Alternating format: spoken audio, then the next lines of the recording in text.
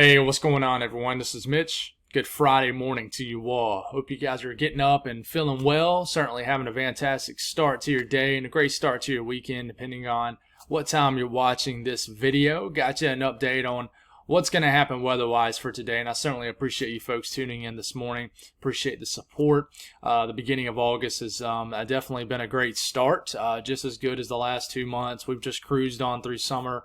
All my worries about the channel not hitting goals, I wasn't that worried, but anyways, I certainly just blasted through every single monthly goal that I had in all the summer months, and it looks like August is well on its way to do so again. So thank y'all for tuning in. Thank y'all for adding to the family. You know, I've picked up a few thousand subscribers over the summer. Well, what's usually considered a slower time in the weather world, it's been nothing but slow this summer. So thank y'all. As always, I'm always big on showing appreciation, so I really appreciate you guys. And for any folks that are new, welcome to the family. It is a very family-like atmosphere here where I try to do my best to talk to you and not at you. That's not a knock on any other channels, but that's just kind of the homey feel with this channel, and that's what we do here. So with that being said, if you folks are just tuning in and haven't subscribed, certainly consider doing that. Like the video if you like it. If you guys hear any coughing in the background, my oldest little girl, she's still got a cough, and she's still battling that, so definitely still asking for prayer. She feels fine, just got a pesky cough, so it comes and goes. And typically when my two girls get a cough, it usually lasts for a good week or so, and then it just kind of drifts away. So just still dealing with that. It's not a huge deal, but definitely asking for prayers that can go away. And there it is. If you guys got anything that I can pray about, pray over, as always, please put it in the comments below so I can pray over it, and so others can do so too. Let's get rolling this morning. Wider vapor loop. There's still a weak ridge in place. This is what's continuing to pump just the awful hot weather across the south central U.S. So it's built across this region. And we have a bit of a, somewhat of a zonal flow right through here in the middle of the country. Basically an avenue of where all this energy is riding. So you basically got pieces of energy just swinging through here. And where you have energy in the atmosphere, you have lift for thunderstorm development. So that's what's going to happen in this region today. We are going to certainly have the ingredients for strong to severe storms in this region today. Now that circle might not be dead on, but I think in this circled region you're going to have strong to severe storms. And just with a little bit of a moist flow, not a little bit, but a pretty stout a moist flow into this region, you are definitely going to have the chance for strong to severe storms down here too, but definitely not as high as a chance as the first circle I drew. But we're definitely going to have waves of showers and storms. Not everybody will get rain today in the south, but certain areas certainly will. So we move past this and we go to the radar and what's actually falling right now. We have this area of heavy rain and storm activity that's in eastern Iowa continuing to move into northern Illinois. Most model guidance shows this weakening, even a solid shield of rain into areas of southwest Wisconsin, area of storms moving into the heart of Arkansas, and then we got an area of heavy rain and storms moving still through areas of eastern Alabama into northern Georgia. We'll see how all these little pieces of energy kind of works downstream and if they will maintain themselves, but most model guidance has this weakening and maybe re-energizing a little bit further downstream sometime today. And then we'll watch a little bit of a cyclone up here north of Maine that's going to spark more shower and storm development potentially in Maine a little bit later today. So that's what's going on right now. Storm Prediction Center, massive slight risk extends from central Minnesota all the way through most of Wisconsin except the northeastern portion of the state, but even all the way up in that part of the state, UP of Michigan, even Michigan, most of Michigan has a marginal risk. So there is a good chance you guys are at least going to see that chance for strong to severe storms for today. The slight risk is a level 2 out of 5. Obviously, if you're in the yellow region, slight risk, you have the highest chance to see strong to severe storms today. But if you notice, there's a marginal risk down here that includes the deep south states into South Carolina. And I do think there's going to be a chance for some summertime storms down here. Now, I could see an enhanced risk getting issued somewhere in this area. I would really favor somewhere in Missouri, Illinois, and I'll talk about why later in the video. So just remember, I'm making this video in this case as of around 6:30 a.m. Eastern Time.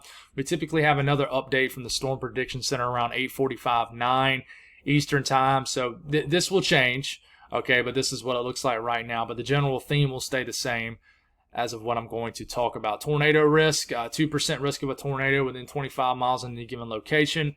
In the green area, this includes all of northern Illinois. It does include Chicago. It includes southeastern areas of Iowa. It also includes like northeastern areas of Missouri, like the Quincy region.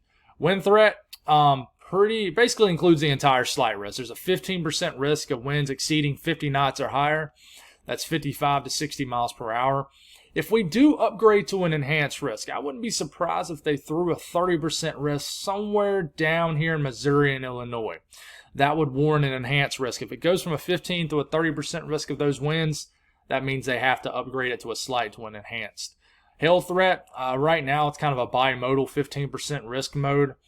But these could connect, very well could. But right now, in these yellow areas, that is a 15% risk of hail exceeding 1 inch in diameter or larger in both of these regions today. Excessive rainfall outlook, I don't have that up just because the threat of flash flooding is relatively low today, but obviously it's never non-existent. But watches and warnings, we continue to have excessive heat warnings for the same counties that's been having it all summer. Very hot today in Texas, Louisiana. All the states it's just been hot in. It'll be hot again today. I apologize on behalf of the weather. I can't wait to talk about a cold front for you folks. And I am watching a pretty deep upper trough that could really bring some dry air behind it next week. I'll make a video not just specifically on that, but I will talk on that this weekend. I'm just waiting for the model guidance to really come in agreement, but they've pretty much came in agreement that we are going to have something that's going to really knock down the humidity, at least for a short amount of time, for areas in the eastern U.S. and the southern areas of the country. Heat advisories up for Florida too, just very hot in any counties in orange and purple that you see down here. Speaking of the tropics, no new tropical cyclones are expected within the next 7 days. So there's nothing to really talk about on the outlook. But what I want to show you guys is this was issued yesterday about midday. This was the latest in the national, and NOAA does this. They make updates every few weeks on what they think the hurricane season is going to be. Just remember, we're 1/3 through August, right? We're at August 11th. This was upgraded yesterday, August 10th. They have increased the amount of storms. I can't remember what it was before, but here's this graph right here. You now have a 60% risk of an above normal hurricane season. All right, a 25% risk of a near normal, 15% risk of a below normal. So they're going for an above average year. 14 to 21 named storms, 6 to 11 hurricanes, 2 to 5 major hurricanes, which is considered a category 3 or higher. So they have bumped it up. That's saying a lot, considering the fact we've only worked our way through, I think 4 names. And, I mean, we got the heart of hurricane season to come. A lot can happen very quick. But if this was to come true, I guess what I'm trying to say, we would have to cram a lot of hurricane tropical activity in a relatively short amount of time. If this was to happen, I imagine late August, all of September, and October would be relatively active. So these are the experts. They can be wrong just like anybody can. But, I mean, they've bumped it up. So that's pretty wild considering the fact we've been quiet for a few weeks out there. So that might become a bigger topic on this channel here in the coming weeks. But the southeast today, we have that area of storms that's showing up pretty well from the HRRR model in Alabama and Georgia. This will continue to move. I think that this will hold together throughout most of North Georgia. It could bring some additional storms for Atlanta. And then it'll try to re-pop off here in central South Carolina. This little area might drift southward. And then I think we're going to have a lot of thunderstorm activity in eastern South Carolina, southern Georgia today, and some pop-ups in Alabama and Mississippi. And then some storms are certainly possible in Florida today. Hopefully we can get some rain on the western side of Florida. But yeah, so let's close in on this area, and this area storms will continue to trough. Like I said, it'll give areas like Atlanta some rainfall if it's not already raining out there as you guys are watching the video. another piece of energy will try to trail off, feed into the unstable environment that's closer to the Gulf coastline, and I think we could get some storms around Columbus. They might drift towards the just the southern Georgia region today, and we could get some isolated pop-ups, and some of these could be strong to severe. Really anywhere in Alabama. Could get it in northern Mississippi, eastern Mississippi, and then they will die off by the evening. And then we'll watch a bigger complex of storms that could surge in, and we're waking up to it tomorrow morning up here, and maybe northwest Tennessee, western Kentucky, and then areas of Missouri. But that's getting into tomorrow's time frame. The Carolinas, luckily yesterday the event didn't really materialize. We did have some big storms in southeast North Carolina yesterday.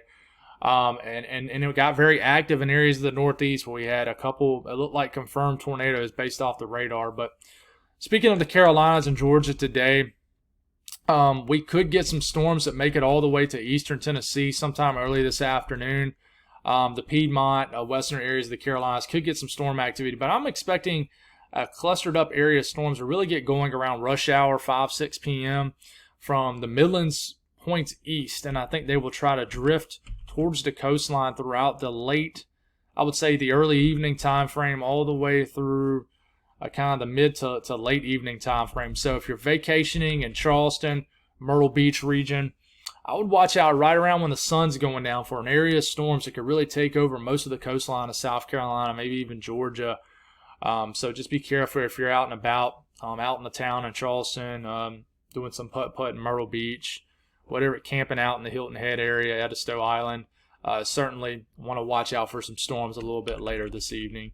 I would say just some gusty winds, small hail is the biggest threat with this. Southeast, little spin up here in Canada will help initialize some showers and storms up here, and really the northern half of Maine today, but nothing too severe or anything like that. It could produce some small hail up here near Bangor, near Caribou, places like that. Just the northern terrain of Maine could certainly see some widespread downpours today, and then they'll clear out by the evening. And we will watch, the southern tier, Finger Lakes region of New York State could wake up to some stormy, showery, downpour kind of conditions as we are waking up tomorrow morning for basically the western half of New York State as a piece of energy moves through. The rest of and that's it for the Northeast. I'm sorry, I'm getting my words jumbled up here. But outside of that, everybody else in the Northeast, a much calmer day today. The South Central U.S., let me go back to the radar, see if all these showers are actually verifying in this area of Texas. And yeah, there's some activity in eastern Oklahoma, western Arkansas, but other than that, this is not initializing well off the HRRR model. You got some storms right into here, but the HRRR model is not really showing it, so it's already kind of losing in this scenario. But you keep going on throughout the afternoon hours. Could get some isolated showers to get going in south central Arkansas. And then we could get some showers and storms that are possible in the panhandle of not Florida, almost said it, the panhandle of Texas. These could drift into western Oklahoma this evening. I don't think these will do much. I think tomorrow will be a bigger severe weather threat for this area as we get into our Saturday. But it's this area of storms right here that we need to really zone in on here in Missouri, southern Illinois, and that's what we're about to do right now. So we go up here to Missouri, Illinois. We'll talk about western Kentucky, western Tennessee, and even northern Arkansas in this. So we make our way throughout the evening. Not a whole lot going on. Maybe an isolated storm in northern Arkansas. But bang, these storms get going here. They could fire up in and around the Kansas City area. So if you live around the Kansas City area out in the town, I would watch out for some storms 8, 9, 10 p.m. that could fire up large hail, damaging winds, even an isolated tornado threat. You keep these going here. And powerful storms really get going late into the evening, close to midnight. Now, you cannot rule out storms up here in northern Illinois either. But the latest run of the HRRR model says most of this activity is going to initialize in northern Missouri. So you stop it here, it's around midnight, right? This is heading towards that Interstate 70 corridor. It just moved out of the St. Joseph area.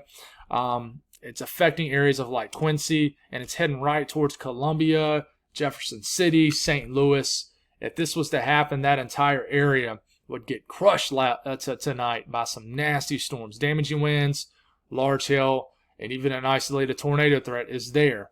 And these look like some big-time storms moving in pretty late tonight. So, if you live in this area and you see you got a threat for severe weather, you might not get a drop of rain or storm or anything throughout the daytime. But then when you get into tonight, that's when things could really go downhill for these regions. So we get to 2 a.m. These are creeping into southern areas of Illinois. We get to 3. This is actually 3 a.m. You got basically storms stretching from eastern Kansas through areas of southern Missouri. They're knocking on the doorstep of the Boot Hill. They're basically heading down the Interstate 55 corridor, Perryville, Farmington, moving towards the Poplar Bluff area. Moving towards Carbondale, even getting close to western Kentucky at this point, affecting that Interstate 57 and 55 corridor in Missouri and Illinois. And then, this is around 4 a.m. Pretty significant line of storms pushing through this region. So this is why, if we're going to get an enhanced risk area, I really think it'll be right in here for damaging winds tonight. Could be wrong. We'll see what happens. But this moves around 5 a.m. into western Kentucky. If this is how this unfolds, storms back here in southern Missouri too. So this will affect the Paducah area, Mayfield area, all these little small towns and communities in this area. And then 6 a.m. we could be waking up to some powerful storms in western Kentucky, moving into the western and northwestern areas of Tennessee. And then we start to get into our Saturday. But, like I said, you see some stronger storms up here in northern Illinois too, but they don't really fire up until like later tonight, okay? But you can't rule it out around Rockford, even the area like it firing up probably or just around the eastern Illinois area. You cannot rule out storms later tonight, but it really looks like things really pop off later tonight.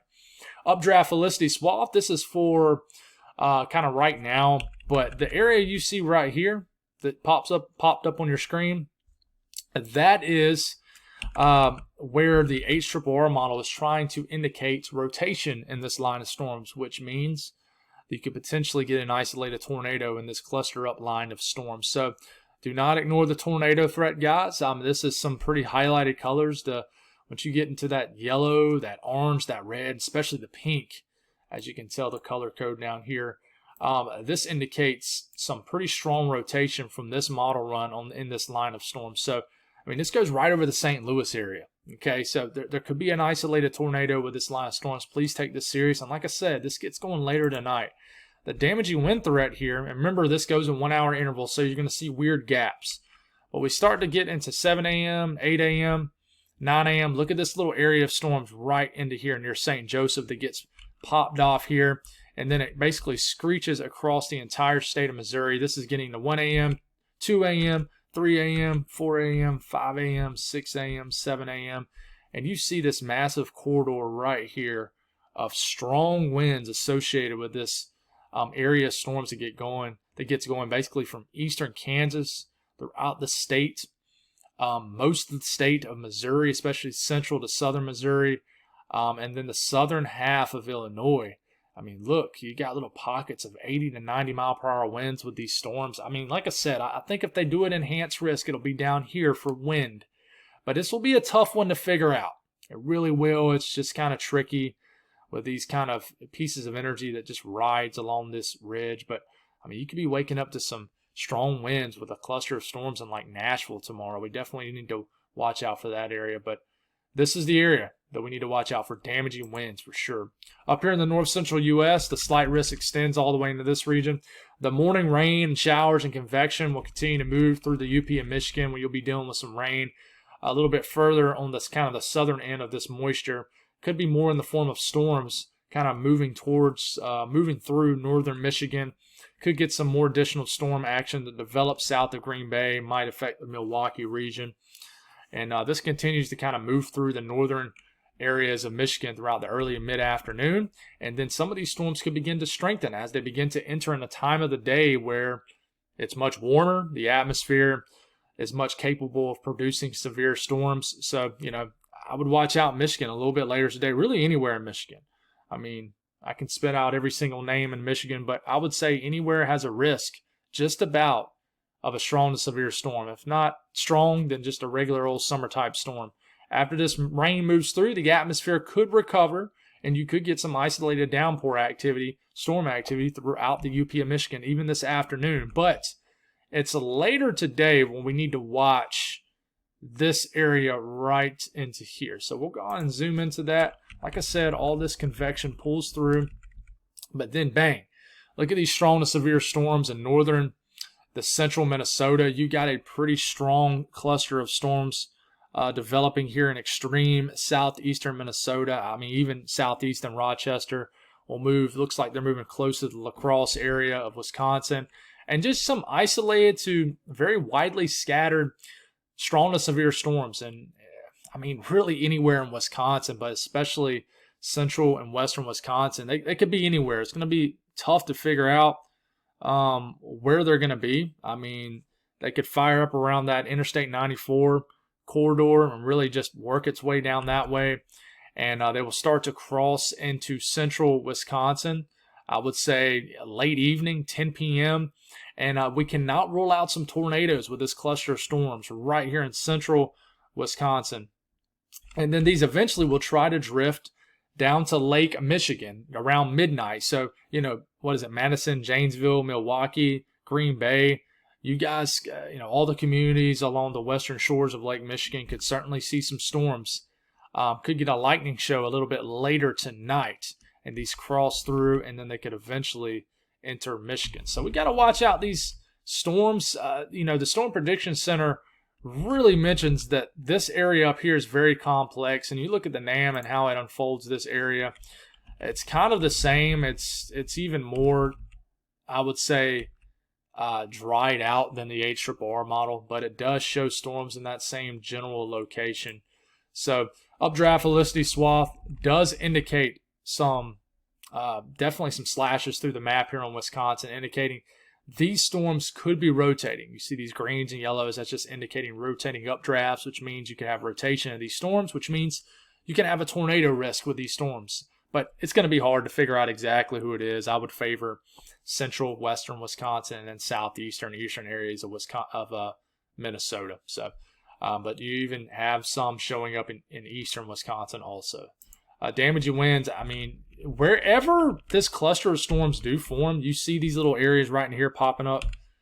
That is where we're going to have the biggest risk for damaging winds. So if this is what happens right here, the Storm Prediction Center mentions we could have a MCV, a mesoscale convective vortex, that flies through this region. That means that, southern Wisconsin, southeast Minnesota could be the epicenter of the strongest wind. So I would watch out, around that Madison area, that Janesville region, up to Milwaukee.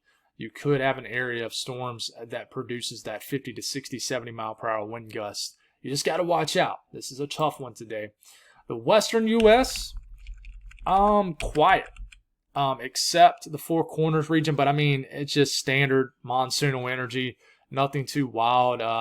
Just some downpours are possible. Some storm action in central Nevada, Utah, Arizona, especially the eastern half of Arizona, the western half of New Mexico, I would say it would favor. And then we could get some shower and storm development potentially along the Front Range in Colorado.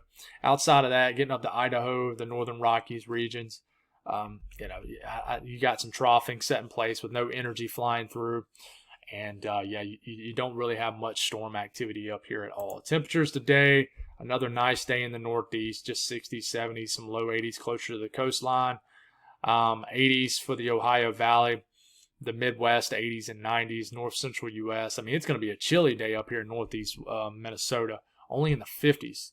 And, even a chilly day up here in the UP of Michigan, especially if we kind of just get socked in clouds most of the day. Heat is pumping back in again across the central U.S., where we're going to get back into the upper 90s in Kansas, low 90s in southern Nebraska. Heat's pumping into Missouri again. And, it just continues to be very hot in Texas, Louisiana, Oklahoma. Western U.S., it's not too bad. Not super hot out here. Really isn't.